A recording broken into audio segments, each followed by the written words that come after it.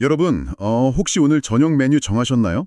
오늘이 2026년 4월 13일 월요일인데요. 네, 벌써 월요일 저녁이네요. 네네, 지금 퇴근길 지하철 아니시거나 아니면 운전대 앞이시라면 아마 머릿속으로 그 고소한 삼겹살을 불판에 쫙 구울지 아니면 요즘 유행하는 그 이국적인 태국식 바비큐를 먹을지 즐거운 고민을 하고 계실지도 모르겠습니다. 그쵸, 저녁 메뉴 고민이 제일 행복하잖아요. 맞아요. 그런데 우리가 식당에 가서 메뉴판을 딱 펼쳤을 때 적혀있는 가격 있죠.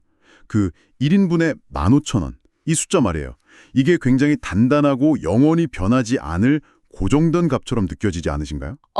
보통 소비자분들은 그렇게 생각하시죠. 그냥 식당 사장님이 정한 가격이겠거니 하고요. 네. 하지만 오늘 이 평온해 보이는 가격표를 한꺼풀 딱 벗겨내보면요.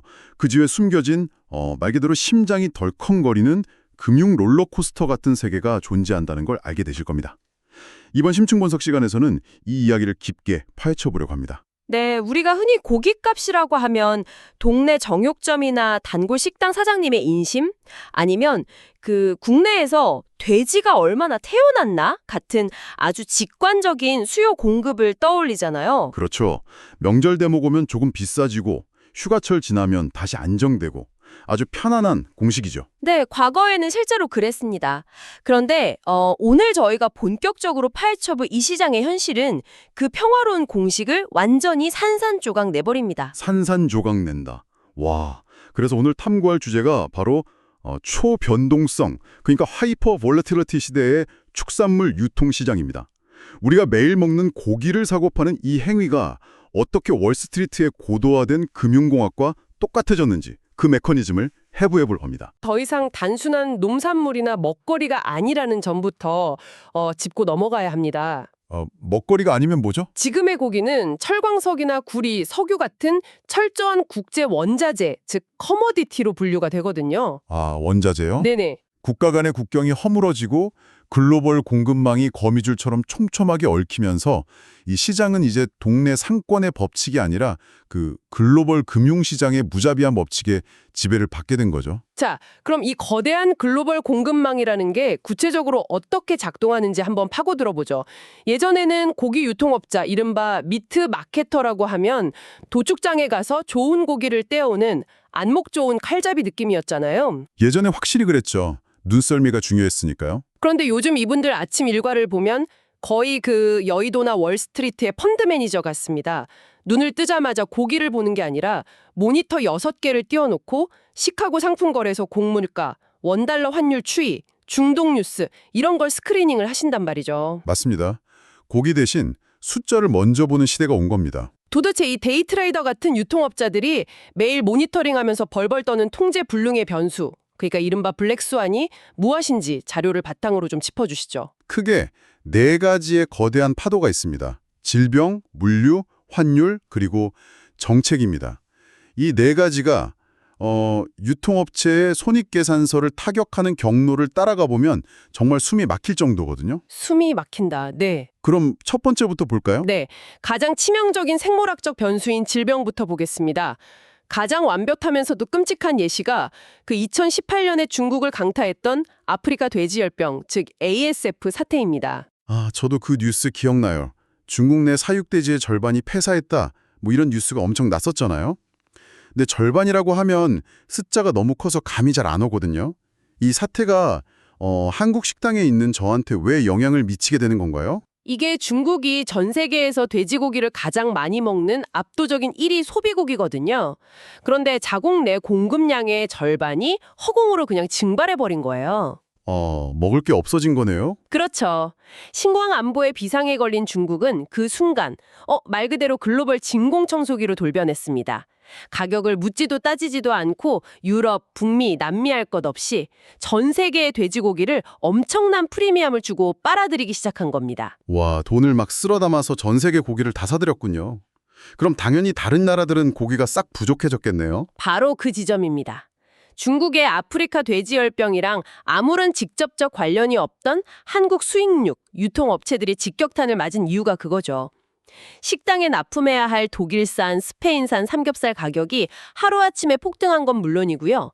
아예 돈을 줘도 살 수 없을 만큼 물량 자체가 지구상에서 사라져버렸습니다. 수입육이 안 들어오면 식당들은 어떻게 하죠? 급한 대로 국내산 한돈을 찾기 시작하죠. 그럼 이게 곧바로 한돈 가격의 연쇄 폭등으로 이어집니다. 나비 효과가 아니라 그냥 태풍 그 자체인 셈이죠. 와, 진짜 다 연결되어 있네요. 게다가 반대로 국내에서 구제역 같은 전염병이 터지면 더 골치가 아픕니다. 방역당국에서 바이러스 확산을 막으려고 이동중지 명령, 즉 스탠드 스틸을 내리거든요. 아, 트럭들이 못 움직이게 하는 그거요?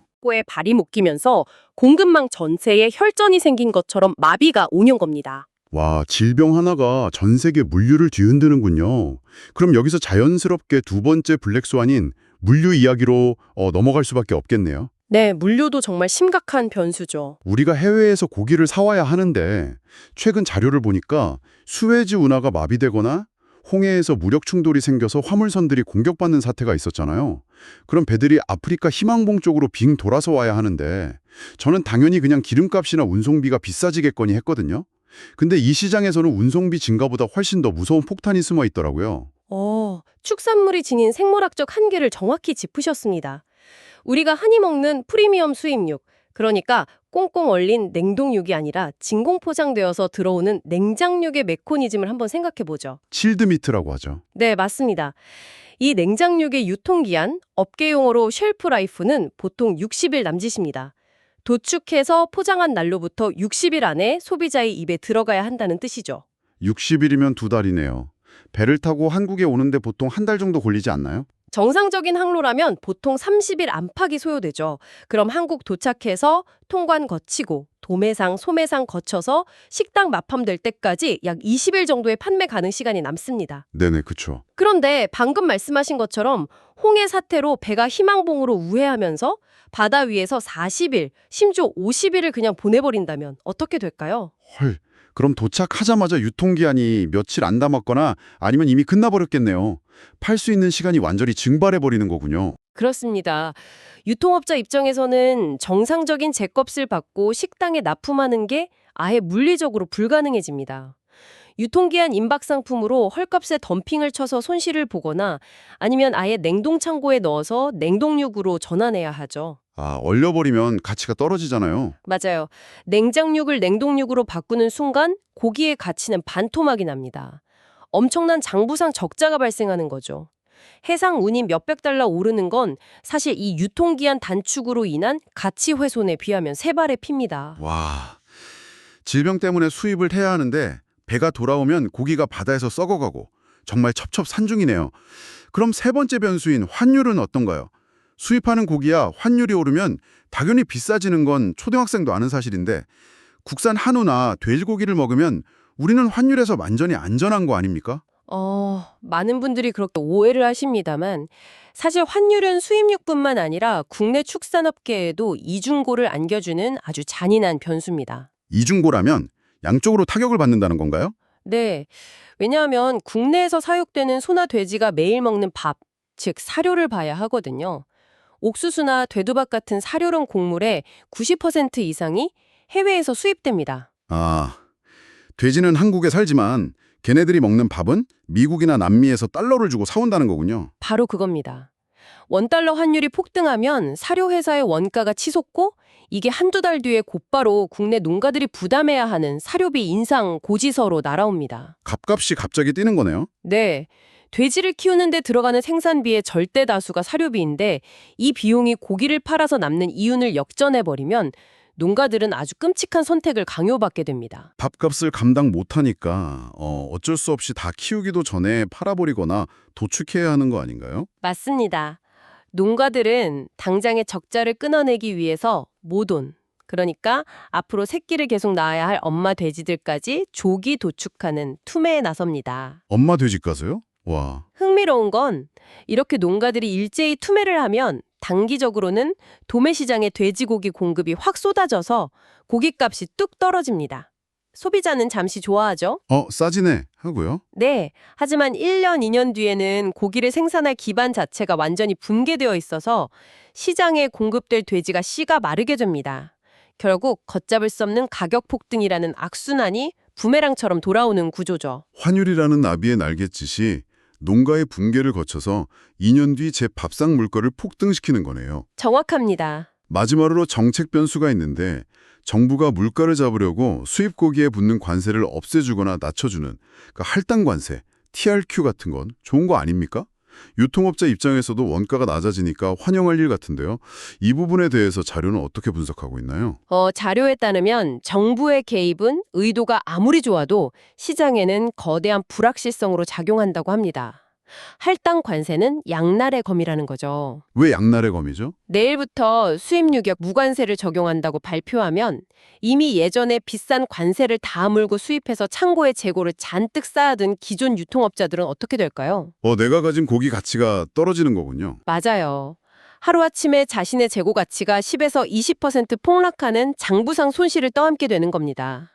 진짜 오그라됐네요. 게다가 EU에서 논의 중인 탄소 국경세나 점점 깐깐해지는 동물복지 기준, 이슬람 국가의 할랄 인증 같은 비관세 장벽들도 언제 특정 국가의 수출길을 막아버릴지 모르는 통제 불능의 정책 변수들이라고 분석하고 있습니다. 질병, 물류, 환율, 정책. 진짜 제가 유통업자라면 매일 아침 위장약을 달고 살 것 같습니다.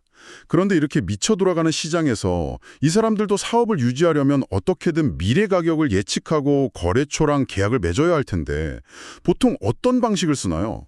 과거 몇 년 동안의 평균 데이터를 뽑아서 기준을 잡는 게 상식적이지 않나요?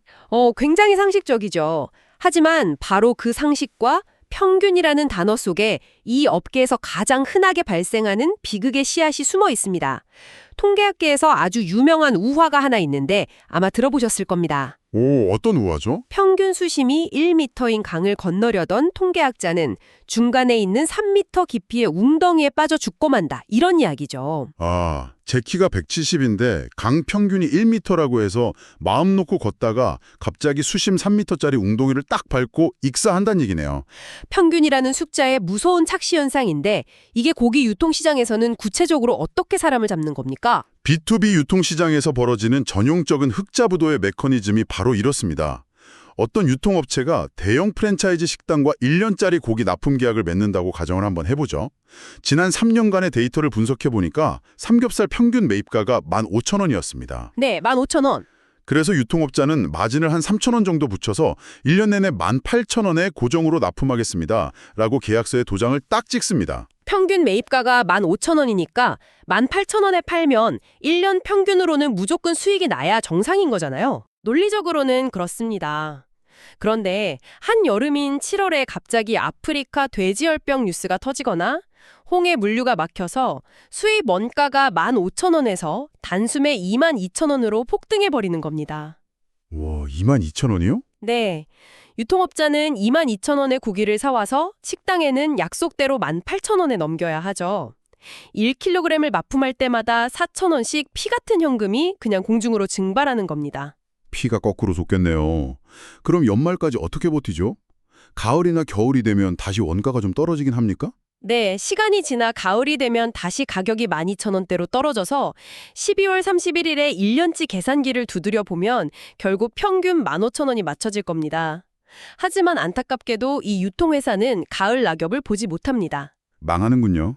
8월쯤 되면 매일 수천만 원씩 빠져나가는 적자를 견디지 못하고 회사의 현금 흐름이 완전히 말라버리거든요. 연말까지 버티면 장부상으로는 이익이 날 구조지만 당장 오늘 은행에 갚을 현금이 없어서 회사가 도산해버리는 것. 이것이 바로 3m 깊이의 변동성 웅덩이에 빠져 죽는 흑자부도입니다. 잠깐만요. 여기서 제가 듣고 계신 청취자분들을 대변해서 조금 삐딱한 질문 하나 던지겠습니다. 아니 제가 유통업체 사장이라면 당장 원가가 22,000원으로 폭등해서 회사가 망하게 생겼는데 왜 바보같이 적자를 떠안고 있습니까? 그냥 거래하는 식당 사장님한테 전화해서 사장님 죄송한데 지금 뉴스 보셨죠? 고깃값이 미쳐서 18,000원에는 도저히 못 맞춥니다. 다음 달부터 납품 단가 23,000원으로 올리겠습니다. 이렇게 통보하면 되는 거 아닌가요? 생존이 먼저잖아요. 아주 현실적이고 예리한 지적입니다. 하지만 이 B2B 외식 채널, 특히 요식업 프랜차이즈 생태계의 경직성을 이해하면 왜 그게 불가능한지 단번에 알 수 있습니다. 경직성이요. 네, 요즘 유행하는 태국식 바비큐 묵가따나 말레이시아식 돼지고기 구이인 시오육 같은 프랜차이즈들을 떠올려 보세요. 이 브랜드들이 생명처럼 여기는 건 전국 어느 지점을 가도 똑같은 맛과 식감을 내는 겁니다. 맛이 변하면 안 되니까요. 맞아요. 그래서 이들은 유통업자에게 특정 스펙을 아주 강력하게 요구하죠. 반드시 스페인산 듀록이어야 하고 지방 두께는 몇 밀리미터로 맞춰주세요 하고요. 만약 유통업자가 일방적으로 단가를 올리거나 싼 고기를 섞어 보내면 어떻게 될까요? 당연히 신뢰가 박살나고 바로 거래가 끊기겠죠. 맞습니다. 신뢰가 깨지면 그 거래처는 영원히 잃게 됩니다. 더 본질적인 문제는 외식업의 메뉴판 가격이라는 건 하방 경직성이 아주 강하다는 점입니다. 메뉴판 가격을 마음대로 못 바꾼다는 거군요. 네, 유통업자가 원육 단가를 40% 올렸다고 해서 식당 사장님이 오늘부터 김치찌개나 삼겹살 1인분 가격을 매일 40%씩 올렸다 내렸다 할 수 있나요? 손님들이 다 도망가겠죠. 절대 못하죠. 결국 소비자가 지불하는 최종 가격표가 고정되어 있기 때문에 중간에 끼어있는 원가 상승의 충격은 오롯이 유통업자와 식당 사장님의 영업이익을 파괴하는 쪽으로 흡수될 수밖에 없는 구조입니다. 와, 고정계약을 깨자니 업계에서 매장당하고 그렇다고 평균만 믿고 버티자니 8월에 현금이 말라서 부도나고 이거 완전 진퇴양난이잖아요. 그렇다면 도대체 이 영리한 유통업자들은 어떤 마법을 부려서 살아남고 있는 겁니까? 평균에 기대는 게 독이라면 변동성이라는 파도에 잡아먹히지 않기 위해서 구체적으로 어떤 방어막을 구축하나요? 이들은 더 이상 수동적인 피해자로 남지 않습니다. 거시 변수를 통제할 수 없다면 스스로 방어 시스템을 설계하죠. 가장 첫 번째 생존 전술은 조달 포트폴리오에 다변화입니다. 다변화요. 여러 군데서 사온다는 건가요? 맞습니다. 스페인산 듀록 가격이 언제 폭등할지 모르니까 평소에 전 세계를 뒤져서 완벽한 대체제를 발굴해 두는 겁니다.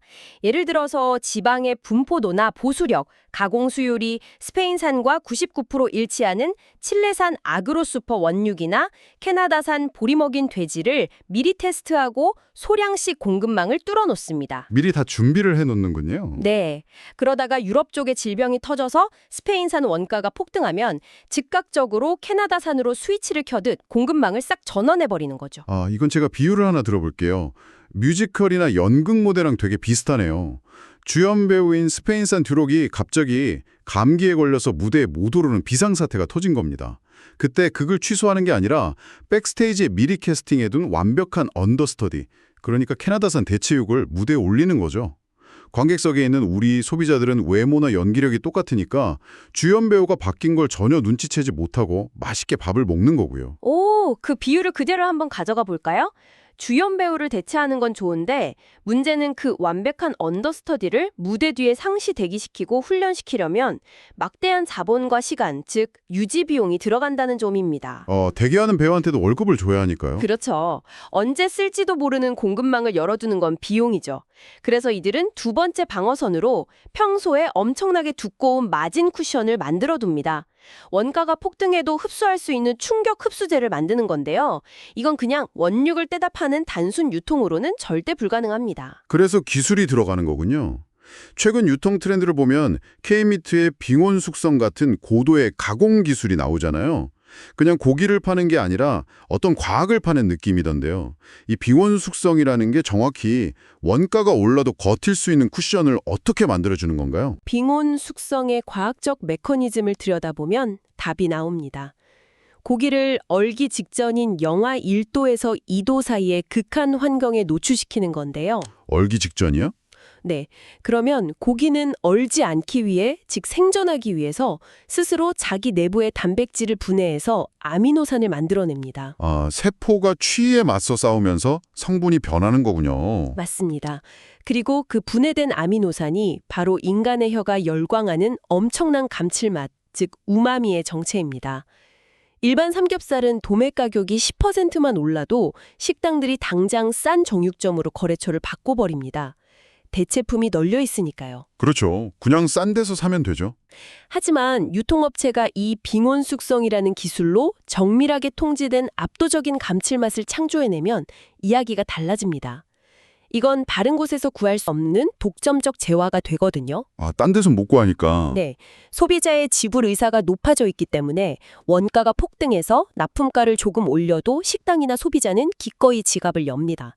가격 정가력을 스스로 쥐게 되는 겁니다. 단순히 고기를 파는 게 아니라 생화학적 반응, 즉 특허 같은 부가가치를 파는 거네요. 그뿐만이 아닙니다. 아예 식당의 메뉴 기획 자체에 관여하기도 합니다. 태국식 족발 덮밥인 카오카무 같은 메뉴를 한번 보시죠. 이 요리는 원육의 질보다는 오랜 시간 향신료에 푹 끓여내는 셰프의 조리 기술이라는 무용의 부가가치가 핵심입니다. 고기 자체보단 요리사의 솜씨가 중요하다. 네, 한 그릇 원가에서 고기 자체가 차지하는 비중이 매우 낮게 설계되어 있죠.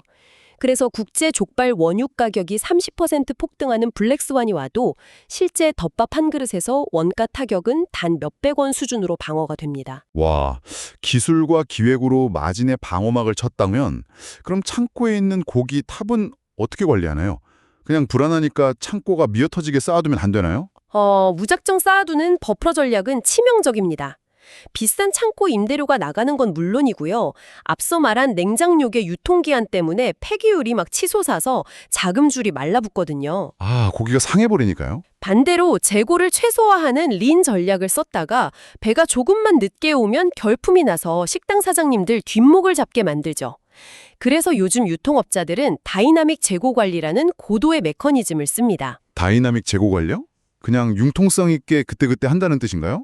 훨씬 정교합니다. 단순히 창고의 빈 공간을 보는 게 아니라 글로벌 데이터를 실시간으로 트래킹하거든요.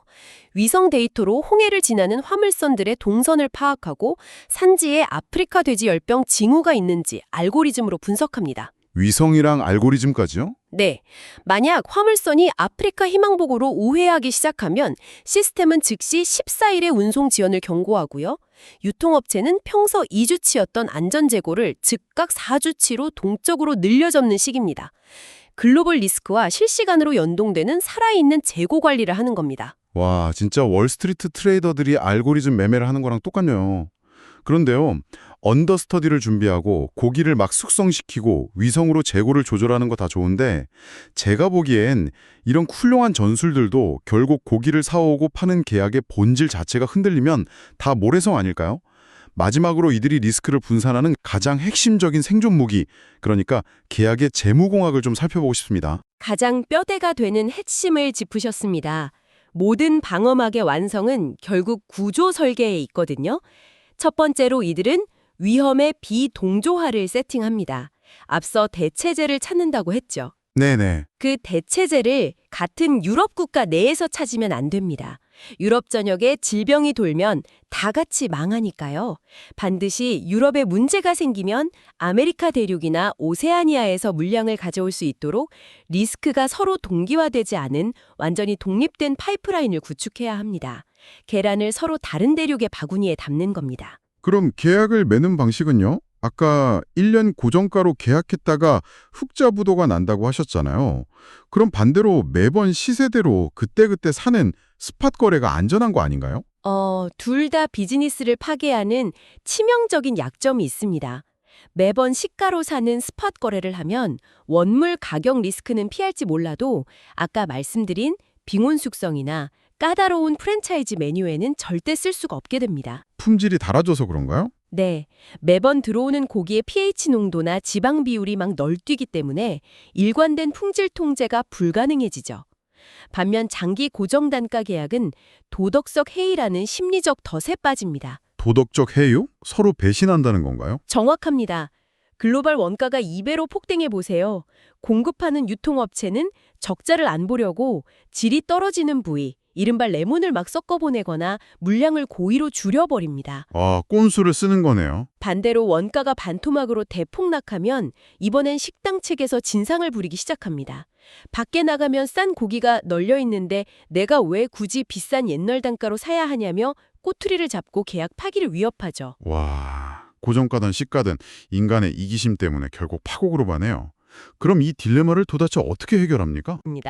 대신에 유통업자가 원육을 들여와서 뼈를 발라내고 일정한 두께로 썰어서 진공 포장해주는 이른바 가공 서비스 비용이 있죠. 네네, 인건비 같은 거요? 예를 들어 1kg당 1,500원. 이라는 이 가공비만 1년 내내 절대 변하지 않는 고정 단가로 딱 묶어버리는 겁니다. 아, 제가 이거 들으면서 완전히 무릎을 탁 쳤습니다. 청취자분들도 이거 들으시면 바로 이해가 가실 텐데 우리가 주말에 한국 근처 수산시장에 있는 횟집에 갔다고 한번 생각해보죠.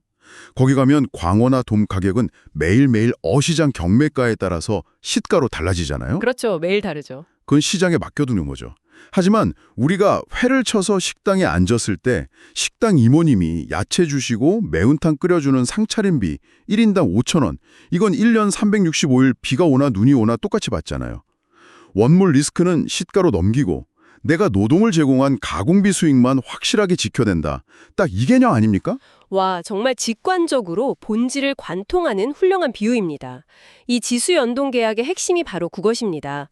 시가가 변하면서 생기는 투기적인 요행수나 억울한 손실은 시장의 룰에 투명하게 맡깁니다. 네, 깔끔하네요. 대신 유통업자는 자신이 땀 흘려 창출한 진짜 부가가치, 즉 서비스에 대한 이윤만큼은 외부 변수에 흔들리지 않고 굳건하게 지쳐내는 구조를 만든 겁니다. 이렇게 설계해두면 원가가 오르든 내리든 누구도 서로를 속이거나 배신할 유인이 아예 사라지죠. 그럼 최상위 프리미엄 시장은 어떻게 하나요? 거긴 시가로 흔들려도 안 되는 시장이잖아요. 네, 거긴 완벽히 반려접근하죠. 최고급 오마카세에 들어가는 순종 버크셔 K 같은 하이엔드 시장에서는 아예 농장과 독점 계약을 맺고 계열화를 해버립니다. 계열화요? 아예 농장을 안고 간다는 뜻인가요? 맞습니다. 유통업자가 농가에 돼지 키우는데 드는 원가 다 대주고 마진도 두둑하게 쳐주겠다, 이렇게 선언합니다. 그 대신 돼지가 먹는 사료의 성분 비율, 물 마시는 시간, 출하하는 날짜 등 모든 스펙 변수를 유통업자가 철저하게 통제하는 거죠. 변동성을 외부에서 방어하는 걸 넘어 아예 통제 가능한 캡슐 안에 가둬버리는 가장 무서운 방어벽입니다. 쭉 이야기를 듣고 나니까 이제 이 축산물 유통 경영자들을 바라보는 제 시선이 완전히 달라졌습니다. 이분들은 피 묻은 앞치마를 두르고 고기를 써는 공장장이 아니었네요. 철저하게 위험자산을 분산하고 파이프라인을 다변화하며 지수연동이라는 계약의 사슬을 엮어내는 고도화된 포트폴리오 매니저이자 실물 재무공학자들입니다. 네, 그게 바로 현대 비즈니스의 생존법입니다. 통제할 수 없는 질병이나 환율이라는 파도를 원망하면서 하늘에 기도만 하는 자는 익사하거든요. 기도로는 안 되죠. 그 대신 두터운 마진 쿠션을 깎아 만들고 유연한 공급만이라는 서핑보드를 정교하게 설계해서 그 무서운 변동성의 파도 위를 유유히 타는 자들만이 시장의 지배자로 살아남는 세계입니다. 여러분, 오늘 저희는 우리가 매일 먹는 축산물 유통시장이 초변동성이라는 괴물과 어떻게 치열하게 싸우고 있는지 그 깊은 이면을 해부해 봤습니다. 단순한 고기 이야기가 아니라 거시경제의 충격을 흡수하기 위해 현장에서 어떤 치열한 재무적 구조 설계가 일어나고 있는지 확인하는 심층 분석 시간이었습니다. 네, 일상의 친근한 먹거리가 사실은 얼마나 정교한 글로벌 금융공학의 결정체인지 새삼 느끼게 되셨을 겁니다. 다음에 식당에 가셔서 미르분의 가격을 보시거나 누릇누릇 구워진 고기 한 점을 입에 넣으실 때 그 한 점이 여러분의 식탁에 오르기까지 위성으로 홍해를 감시하고 아미노산을 분해하고 또 지수연동 계약을 맺은 그 촘촘하고 거대한 글로벌 리스크 매니지먼트의 여정을 한 번쯤 떠올려 보시길 바랍니다. 고기 맛이 조금 다르게 느껴질 수도 있겠네요. 자, 여기서 듣고 계신 여러분께 마지막으로 조금 도발적인 생각거리를 하나 던지면서 오늘 이야기를 마무리하고 싶습니다. 오늘 저희는 아프리카 돼지열병이나 환율 폭등, 해운대란 같은 일시적인 변동성에 맞서 유통업계가 어떻게 금융공학으로 살아남는지 알아봤습니다. 하지만 여러분, 이런 상상을 한번 해보시죠. 네. 만약 기후변화가 우리의 예상보다 훨씬 빠르고 극단적으로 진행되어서 지금처럼 한도의 파도가 치고 많은 수준이 아니라 곡창지대가 영구적으로 사막화되고 사료로 쓸 곡물 자체가 지구상에서 부족해지는 구조적 결핍의 시대가 도래한다면 어떨까요? 그때도 우리는 고기를 밥상 위에 친근한 반찬으로 여길 수 있을까요? 무서운 상상이네요. 어쩌면 미래의 고기는 금괴나 원유처럼 철저하게 헤지펀드 매니저와 은행들의 알고리즘에 의해서만 거래되는 아주 순수하고 냉혹한 금융자산으로 변해버리지 않을까요? 오늘 저녁 불판 위에서 지글지글 소리를 내며 익어가는 그 삼겹살이 어쩌면 몇십 년 뒤에는 비트코인처럼 소수의 투자자들 사이에서만 은밀하게 거래되는 초고가 자산이 될지도 모릅니다. 식사 맛있게 하시고요. 이 묘한 상상도 함께 음미해 보시기 바랍니다. 지금까지 2026년 4월 13일 흥미로운 통찰과 함께한 시간이었습니다. 편안한 저녁 되십시오.